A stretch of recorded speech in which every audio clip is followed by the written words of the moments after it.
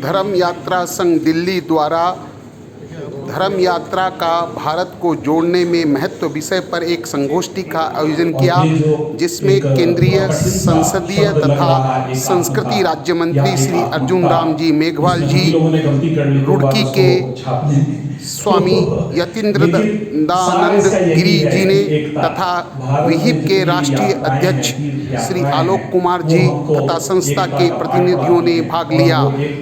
ये चर्चा बहुत ही सारगर्भित रही और इसमें ऐसे तथ्य निकल के आए जिसको आप सुनिए जो आपको झंकोर कर रख देंगे। वाजपेयी जी, अशोक जी सिंघल और जगमोहन जी धर्म यात्रा महासंघ के जो है हमारे संरक्षक रहे, उनके उसमें हमने जो है 27 वर्षों से जो है ये संगठन कार्य कर रहा है।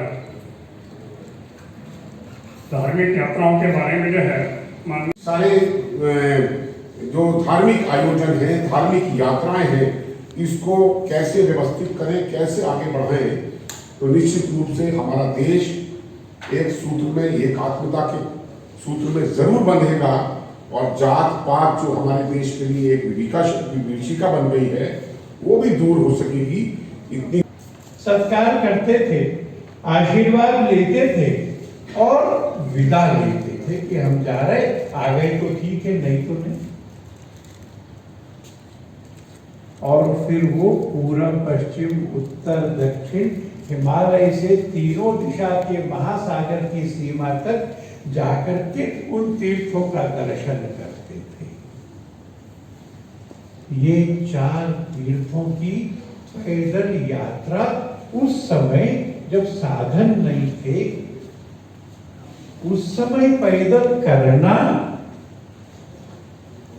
भाषा इसकी कोई रोक नहीं आती थी, सब हृदय की भाषा को हृदय से समझते थे।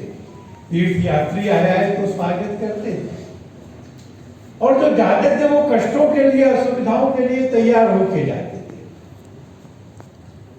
संयम से जाते थे, नियमों का पालन करके जाते थे। मैं एक बार वैष्णो देवी की यात्रा पे गया था, जब पैदल चलना पड़ता था, बच्चा था, किसी ने मुझे कहा देखो ध्यान रखना, ढंग से बोलना।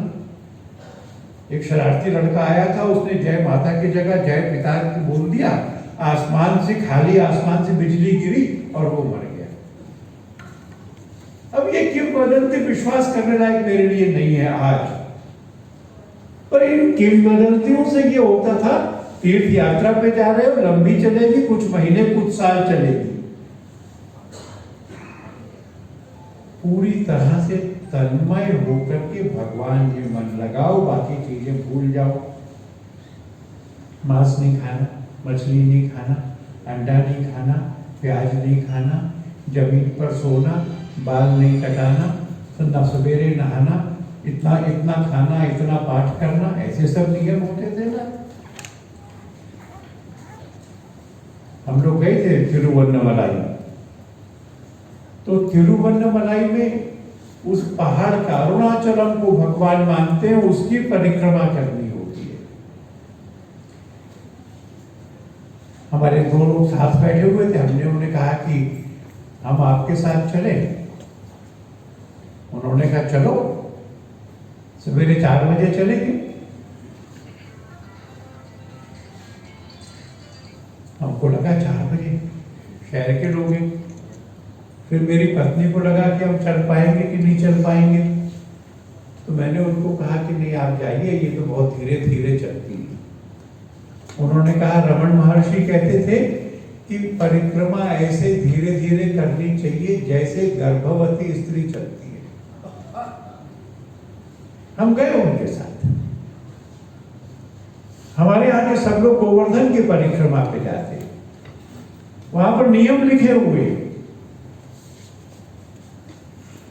4 कदम आगे देखना है, दाएं बाएं नहीं देखना, बात नहीं करना, अगर कुछ जरूरी बात है तो रुक कर करो, कुछ खाना है तो रुक कर खाओ। ऐसे मन को संयमित करके, इंद्रियों को वश में करके, पृथ्वी, आकाश और वायु का निरंतर सेवन होता है, 5 में से 3 का।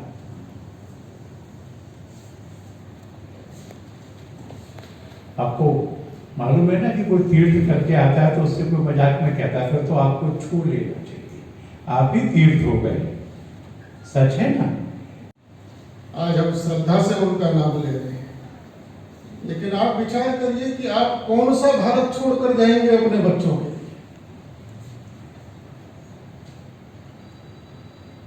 आपके बच्चों को क्या कौन सी स्थिति, केवल एक बार विभाजन नहीं हुआ है, इस देश के अंदर और भी कई विभाजन इतने दिनों में हमने तैयार कर दिए हैं और हम केवल अपनी शान और शौकत के लिए बैठे हुए हैं। आज भी लोग मर रहे हैं। इस देश के अंदर धर्म यात्रा भवन नहीं बने, हज हाउस तो बन गए।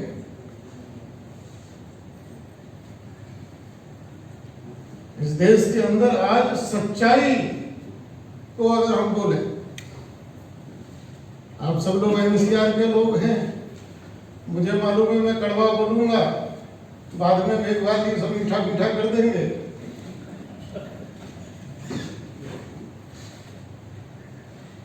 हम लोग हरिद्वार में बैठते हैं, सबसे ज्यादा इसी एनसीआर से फोन आते हैं, महाराज जी जरा हमारे एक दिन के लिए बढ़िया सा कमरा करा दीजिएगा। आप तीर्थ यात्रा करने आ रहे हैं कि मजा करने आ रहे हैं? महाराज जी जरा वीआईपी दर्शन की व्यवस्था करा दीजिएगा। ये तीर्थों में केदारनाथ जी की आपदा आई थी, मैं कड़वा बोलूंगा भाई, बुरा मत मानना, मान भी लोगे तो मेरा क्या बिगाड़। केदारनाथ की आपदा के समय हम लोगों ने थोड़ा सेवा केंद्र चलाए लोगों की, उसके लिए सौभाग्य मिला, एक दिन मोदी जी के साथ भी रहने को उन्होंने बुला लिया था और उनकी कार्य प्रणाली भी देखकर मैं आश्चर्यचकित रह गया कि 3 दिन के अंदर वो अपने सब गुजरातियों को सुरक्षित निकाल कर ले गए। मैं उसकी चर्चा नहीं करूंगा, लेकिन उसके बाद में वृंदावन आया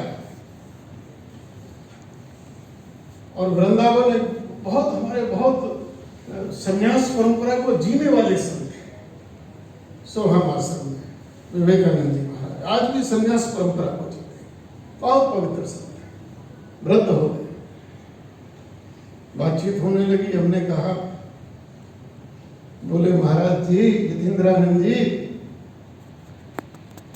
अपने महादेव से कहो कि एक ऐसी प्रलय वृंदावन में भी आ जाए। अरे मैंने कहा महाराज राम राम बोलो, ऐसा क्यों बोल रहे हो? बोले बिहारी जी के भक्त बड़े पक्के हैं, शुक्रवार होता नहीं, सब यही मिलते हैं। बढ़िया चंदन सेंट लगा, चंदन वाला माला, बिहारी जी के दर्शन। अब उन्होंने तो बड़ी कड़वी बात और भी कही। बोले महाराज जी, हर सप्ताह किसी का पति बदल जाता है तो किसी की पत्नी बदल जाती है। मैं बड़ी कड़वी बात कह रहा हूं जो महाराज जी ने कही, उनका दर्द है। आप विचार करिएगा तीर्थों की क्या है। अब बोले जब जाते हैं इन्हीं आश्रमों से, इन्हीं धर्मशालाओं से बोतलें निकलती हैं, बोतलें। महाराज हमने अपने धर्म को लाकर कहां खड़ा कर दिया है? इसके जिम्मेवार कौन है? अन्य क्षेत्रे कृतम पापम तीर्थ क्षेत्रे विनश्यति। तीर्थ परमात्मा ने इसलिए बनाए कि ऐ संसार के लोगों, मनसा वाचा कर्मणा, तुमसे कुछ ना कुछ पाप कर्म हो, कुछ जाने होंगे, कुछ अनजाने होंगे। समय समय पर तीर्थों पर आकर उनको धो, इन तीर्थों पापों का बोझ लेकर संसार से मत जाना। प्रधानमंत्री जी ने साफ साफ कहा कि हम 75 साल तक कैसे चले, कहां तक पहुंचे इसका तो विश्लेषण करना है, और 2047 तक कहां पहुंचना है, 2047 तक कहां पहुंचना है, ये 25 साल का हमारा अमृत काल खंड होगा। जब विषय चला तो चैतन्य महाप्रभु कीर्तन के माध्यम से यात्राओं का पूरा दौर उन्होंने जारी रखा। फिर नानक देव जी आ गए, इन्होंने चारों दिशाओं में 4 उदासियां का एकत्र स्थापित किया। ये भी एकता का सूत्र है। नानक देव जी महत्वपूर्ण सूत्र दिया, एक है देश। हम आगे अगर चलते हैं तो फिर बहुत से ऐसे परंपरा में ऐसा नहीं है कि इस संतों को मुगलों ने तंग नहीं किया होगा, तंग बहुत किया, फिर भी इन्होंने चमत्कार दिखाए तो नहीं पार पड़े। मैं जिस एरिया से आता हूं वहां भी लोगों को बुलाया, कन्वर्ट हो, लेकिन साधना थी उनकी, तो उसमें अभी भी लाल किले पे कई अवशेष है। किसी संत को आग में डाल दिया, तो अग्नि नृत्य करता है, चलो आग में, तो ऐसे फूल लेकर के वो निकल गए। ऐसे कई उदाहरण हैं। इसको आप, मैं जो समझता हूं, ये योगानंद जी ने एक पुस्तक लिखी है, योगी कथामय। आप लोगों ने बहुत ने पढ़ी भी होगी, एन ऑटोबायोग्राफी ऑफ योगी, परमहंस योगानंद। उन्होंने इसको साइंटिफिक कहा है। उन्होंने कहा ये जो शरीर है, इसमें एक भौतिक शरीर है जिसको हमें दिखता है, लेकिन उसमें एक सूक्ष्म शरीर भी है, और जो आदमी सूक्ष्म शरीर से निकल करके साधना के माध्यम से कुछ भी कर देता है, उसको कौन क्या करेगा। तो ये नाथ संप्रदाय के आदमी यात्रा में थे, लेकिन उनको ये मिल गए। कुछ हमारे औरंगजेब के समय के लोग बोला कन्वर्ट हो और कर ये प्रचार करिए मुस्लिम धर्म का। उन्होंने कहा नहीं होंगे, हम तो प्रकृति के साथ जीते और अग्नि नृत्य कर रहे हैं। हम तो अग्नि नृत्य बोला, अच्छा इतना आग से 100 के पकड़ के लिया है, यहाँ आग का गोला बना के कुआं ही बना दिया। जसनाथी संप्रदाय जिसका मैं जिक्र कर रहा हूं, अंदर डाल दिया तो वो निकल गए। तो उनका ये क्या हुआ, वो सूक्ष्म शरीर से निकल गए। तो ये जो सूक्ष्म शरीर वाला विषय है, जिसको कभी कभी मोदी जी कहते हैं कि हमें आध्यात्मिकता का हब बनाना है भारत को, हमने क्या करा, हमारे बहुत से लोगों ने पाखंड बता दिया कि पाखंड नहीं, जिसका जिक्र आलोक जी कर रहे थे, पाखंड कतई नहीं, कतई पाखंड नहीं मानता। मेरे यहां एक लोक देवता हुए, मेरे यहां एक लोक देवता हुए पश्चिमी राजस्थान में, जिनका नाम था बाबा रामदेव। बहुत लोग जानते हैं गुड़ीचा धाम जिसको कहते हैं। वहां मक्का से 5 पीर आ गए थे। तो रामदेव जी का एरिया लगता था पोखरण से लेकर जहां परमाणु विस्फोट हुआ, ससुराल अभी अमरकोट पाकिस्तान, वहां से लेकर के द्वारका रामदेव जी को मानने लगे चमत्कार के कारण। कौन सा? सूक्ष्म शरीर से बाहर निकल के काम करते थे, वो सबका कहीं भी पहुंच जाते थे। तो बोला ये कौन से चमत्कारिक देवता हुए, तो मानने लगे। उन्होंने कहा इसको रोको। उन्होंने कहा ये धर्म परिवर्तन में भी अड़ंगे लगा रहा है। तो बोला क्या करना चाहिए, तो उनके लिए तो ऐसे पीरों को लाना पड़ेगा। तो मक्का से 5 पीर आ गए। कथा है वैसे तो, लेकिन ये वास्तव में कथा है, वहां अभी वो बनी हुई है समाधियां, इसलिए कह रहा हूं। आने के बाद उन्होंने रामदेव जी ने खाना बनाया, बाबा रामदेव जी वहां पोखरण में खाना बनाया। उन्होंने हम खाना नहीं खाएंगे। तो बोला क्यों, कि या तो आप कन्वर्ट हो। ये सही है कि एक हाथ में तलवार लाए थे और एक हाथ में कुरान लाए थे। इसमें तो कोई इतिहास में कोई ऐसा कह भी नहीं सकता कैसा नहीं कि अब बाबा रामदेव जी जो देव पुरुष थे उनको भी क्या कन्वर्ट हो, और नहीं तो खाना खिलाना है तो जो हमारे बर्तन रह गए वहां मक्का में वो लेके आओ, नहीं तो यहां कन्वर्ट हो जाना, मार देंगे। बाबा रामदेव जी का अच्छा कहां है बर्तन आपके, कि बर्तन हमारे मक्का में रह गए। वो ही बर्तन बाबा रामदेव जी ने मंगा दिए। मंगाने के बाद उन्होंने कहा ये क्या चक्कर है, तो वो 500 पीर वही हो गए और बाबा रामदेव जी ने हिंदू में कन्वर्ट कर दिया। आप कन्वर्ट, पत्रकारों का पूरा दल ही चला गया। वहां गया तो स्वामी जी ने एक भाषण दिया, बहुत अच्छा भाषण था। तो एक पत्रकार ने कहा स्वामी जी हम आपका कुछ प्रेस इंटरव्यू लेना चाहते हैं। तो उन्होंने कहा भाई मेरा क्यों, मैं तो स्वामी हूँ, मेरा क्यों लेना चाहते, कभी लेना चाहते हैं। ये बहुत सुनने लायक एक विषय है। उन्होंने कहा स्वामी आपका देश आजाद था। सारा इंटरव्यू अंग्रेजी में, मिशिगन यूनिवर्सिटी ने भी अब छापा है और मोदी जी उसको पूरा ला रहे हैं वापस, क्या भाषण का अंश थी। तो स्वामी जी ध्यान में बैठ गए। ये हमारी भारत की ताकत है, इसलिए भारत में हमें चिंतन मनन मंथन करना चाहिए, हमें जागरूक रहना चाहिए। लेकिन वो ध्यान में बैठ गए। ध्यान में बैठ गए तो वो जो प्रश्न पूछने वाला था वो क्रिश्चियन था और हिंदू धर्म सम्मेलन ही था वहाँ, इसलिए क्रिश्चियनिटी सुप्रीम है, क्रिश्चियनिटी सर्वोच्च है, ये विषय था ही वहाँ। और स्वामी जी ने पहली बार कहा कि हिंदू धर्म सर्वोच्च ऐसा धर्म है, उसमें जो दया है, करुणा है, वो किसी धर्म में नहीं है। जितनी मानवता हिंदू धर्म में है वो किसी में नहीं है। ये पहली बार एक इंटरनेशनल प्लेटफॉर्म पे स्वामी जी ने कहा, इंटरनेशनल प्लेटफॉर्म पे। तो पत्रकारों के जिज्ञासा हुई कि क्या है हिंदू धर्म और हिंदू कहाँ रहते हैं, क्या देश है, तो गुलाम है। तो उस पत्रकार ने पहला प्रश्न किया कि स्वामी जी आपका देश आजाद कब हुआ? तो ये प्रश्न तो थोड़ा टेढ़ा था। तो स्वामी जी ध्यान में बैठ गए। ध्यान में बैठे तो वो अंदर अंदर बोल रहा था, फिर जोर से बोला। 5 मिनट तक ध्यान, स्वामी जी का ध्यान टूटा नहीं। बोला साहब जब प्रश्न कठिन होता है तो बड़े बड़े लोग ऐसे चुप हो जाते हैं। तो स्वामी जी ध्यान से उठे। उठने के बाद उन्होंने 3 भविष्यवाणी की है, तो एक ही से उन्होंने कहा तुमने एक पूछा है, मुझे 3 चीजें दिख रही है। स्वामी विवेकानंद, मुझे 3 चीजें दिख रही है। उम्र भी कम थी उस समय, 24-25 साल होंगे और क्या, 39 तो 40 तो उन्होंने पार ही नहीं किया, 39 में गुजर गए। हाँ, तो इतनी कम उम्र में उन्होंने 3 भविष्यवाणी की। उन्होंने कहा सुनो ध्यान से, मेरा देश 50 साल के भीतर भीतर ऐसी परिस्थितियां बनेगी, आजाद हो जाएगा। 1893 में कल्पना नहीं थी कि हमारा देश 50 साल के अंदर आजाद हो जाएगा।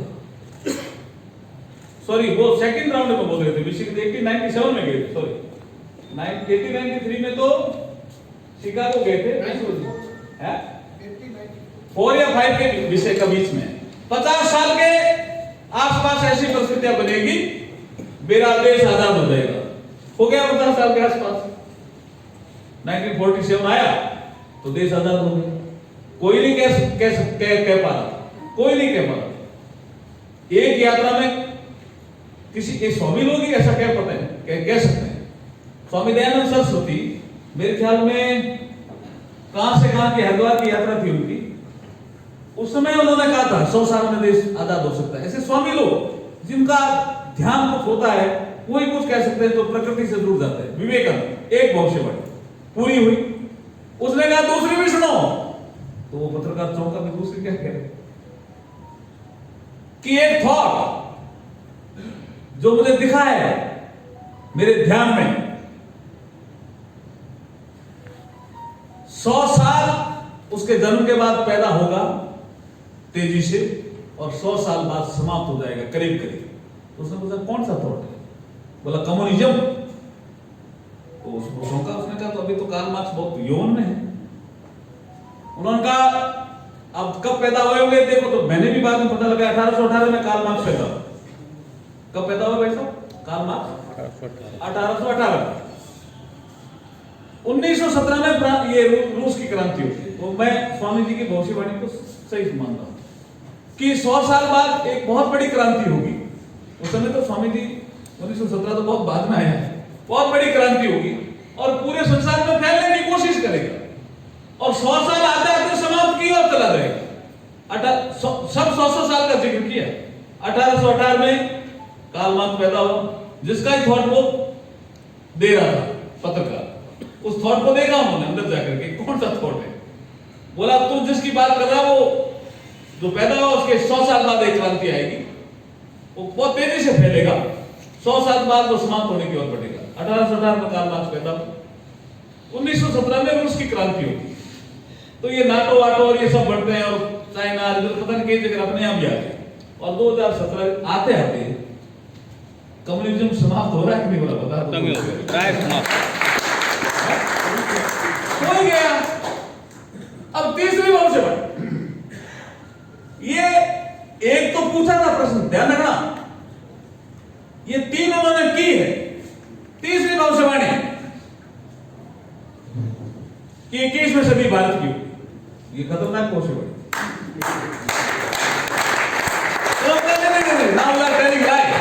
अरे बोला नहीं, मैं सही बोल रहा हूं, 21वीं सदी भारत की होगी। अब मुझे ये बताओ, स्वामी विवेकानंद की 2 भविष्यवाणी ठीक हो गई, तो तीसरी क्यों नहीं ठीक होगी? ये तो बताओ, करने का कारण क्या है? कुछ है क्या? अब सदी का विषय भी समझ लो क्या है। सदी हम तय नहीं करते, सदी तय करने वाले लोग हिस्टोरियन, ये राइटर्स एसोसिएशन, लेखक संघ, जिसको अंतरराष्ट्रीय लेखक संघ, इतिहासकार, ऐसे एंथ्रोपोलॉजिस्ट, ऐसे बहुत सारे एक ग्रुप है।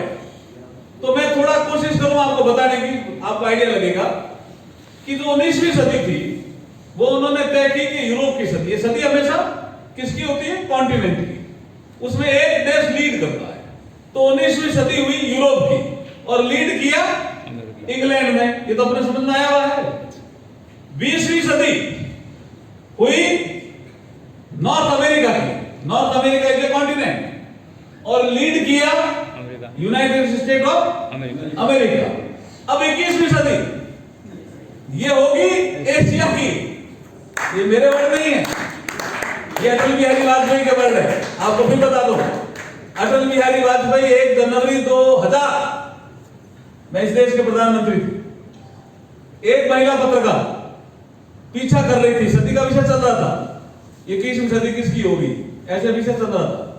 तो वो महिला पत्रकार है, यहां महिला पत्रकार है। अटल जी को पता भी नहीं, अटल जी सुबह सुबह पूजा की अटल जी ने, यहाँ जिक्र है अटल जी का, ये धर्म यात्रा संघ में भी, महासंघ में अटल जी ना फर्क से।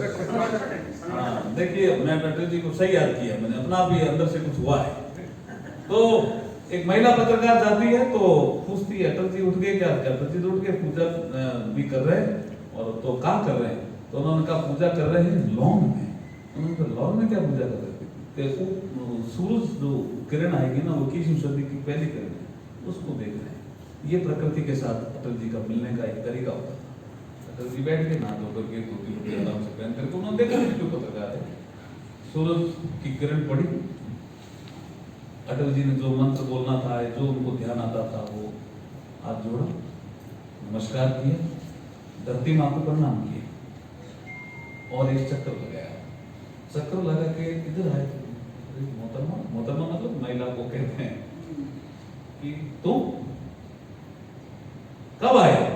अटल जी मैं कुछ नहीं जानना चाहती आपसे, एक सवाल का जवाब। अब वो पूजा करके उठे थे ना, ध्यान रखना, इसमें ताकत होती है। ये सदी किसकी होगी? बोला एशिया की। अब अखबारों में आर्टिकल आने लगे, अटल जी ऐसे बोल गए, कहा एशिया की सदी होगी, ऐसे बोलने लगे, ऐसे। 2004 में अटल बिहारी वाजपेयी देश के प्रधानमंत्री थे, मनमोहन सिंह जी आ गए, सब्जेक्ट ही बदल दिया उन लोगों ने कि ये सदी ज्वाइंट होगी। आलोक जी पढ़ते रहते हैं इसलिए मैं बता रहा हूं, ये 10 साल ऐसा रहा, ये सदी ज्वाइंट होगी। उन्होंने कहा नहीं, एक कॉन्टिनेंट की करो, तो ये विद्वानों में मत नहीं प्रकट हुए। उन्होंने कहा नहीं, ये ब्रेक्जिट का इशू आ गया, यूरोप तो नहीं होगा, यूरोपियन यूनियन भी डिस्टर्ब है, अमेरिका भी नहीं होगा, ये पता नहीं पिक्स का इशू आ गया, ये अमेरिकन बैंक भी डूब रहे, ये ज्वाइंट हो गई। तो 10 साल की सदी को ज्वाइंट माना, हमारे लोग भी कहने लगे। इवन मनमोहन सिंह जी ने कई बार बोला एशिया अफ्रीका की ज्वाइंट सदी होगी। 2014 में 2000 आप देख रहे हो कि सदी बाद में तय होगी। हाँ, ये कई समय लगता है भाई साहब, ध्यान रखना। मैं बताऊंगा 20वीं सदी कब तय हुई। 20वीं सदी भी 1945 तक यूरोप की सदी थी, लेकिन जैसे ही सेकेंड वर्ल्ड वॉर में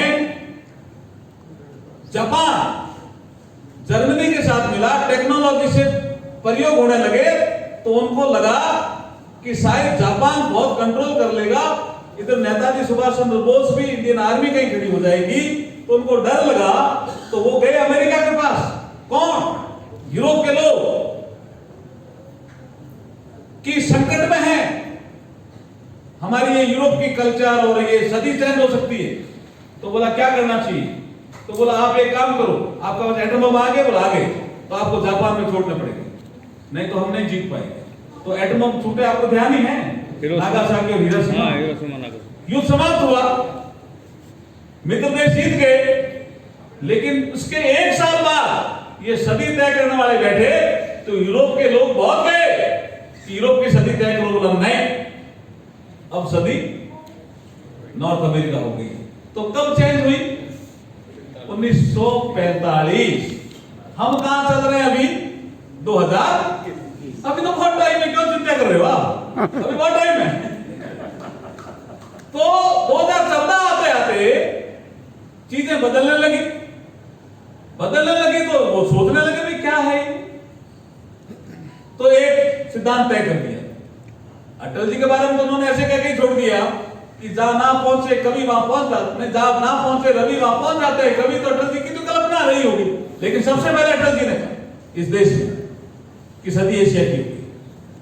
और अब वो अफ्रीका एशिया खत्म, सारे विद्वान कह रहे हैं सदी एशिया की होगी। सदी एशिया की होगी तो लीड कौन करेगा? हम चार देश कंपटीशन में, ध्यान रखना, भारत, चाइना, चीन, जापान, रसिया, ये 4 देश कंपटीशन में। अब इसमें देखना, इसके पैरामीटर को 1-2 नहीं, जिसका जिक्र स्वामी जी कर रहे थे, डेमोक्रेटिक सेटअप, ये पैरामीटर। अगर लोकतंत्रीय देश की गणना 100 में से नंबर भारत को दिए जाएंगे तो कितने दिए जाएंगे और चाइना को कितने दिए जाएंगे? बताओ भाई साहब। डेमोक्रेटिक सेटअप कहा है किस कंट्री में? तो भारत को बहुत से लोग कहते हैं 100 में से 100 नंबर मिलेंगे, और चाइना को 2 नंबर, 0। स्वामी जी ने भी कह दिया। रशिया को भी नहीं मिल सकता इस बार, यूरेशिया, रशिया नहीं छोड़िए, यूरेशिया, उसको भी नहीं मिल सकते। अब ये तो हुआ एक डेमोक्रेसी वाला। इसमें एक फैमिली यूनिट है वैसा, फैमिली, परिवार से संस्कृति आगे बढ़ती। फैमिली किसकी मजबूत, फैमिली किसकी संस्कारित। तो अगर फैमिली के बारे में चर्चा करेंगे, इन 4 देशों में फैमिली इंडिया की अच्छी है आज की तारीख में भी। कोविड कालखंड में हमने देखा है कि हमारे परिवारों ने हमारी कैसे रक्षा की, करी नहीं की। तीसरा विषय आता है कि फिलैंथ्रोपिक सोसाइटी है या नहीं है। जिस देश को हम नेतृत्व दे रहे हैं सभी का, उस देश में फिलैंथ्रोपिक सोसाइटी है या नहीं है। आलोक जी जिसका जिक्र कर रहे थे, कोविड काल में लोग परेशान थे, लोगों के घर में आय नहीं थी, लेकिन कोई रोटी बना के निकल गया, कोई सब्जी बना के निकल गया, कोई दूध लेकर के निकल गया, और कोई चप्पल लेकर के निकल गया। तुम पैदल चल लो, चप्पल पहनो। ये तो सोसाइटी के भाव है, वो सबसे ज्यादा कहीं है तो भारत। ऐसे 10 पैरामीटर हैं, मैं इसको लंबा नहीं करना चाहता। इसमें एक इकोनॉमी भी जिसको आप लेकर के चिंतित हो, इसलिए प्रधानमंत्री जी ने कहा $5 ट्रिलियन इकोनॉमी, 3 के नजदीक पहुंच रहे हैं, 3 के नजदीक पहुंच रहे हैं। और लंदन में स्वामी जी का भाषण है, विवेकानंद जी का, India will be economically super power. आपने पढ़ा होगा। क्यों कहा उन्होंने ऐसा? स्वामी जी ने सब देखा कि 21वीं सदी भारत की ही होने वाली है, 21वीं सदी एशिया की होगी।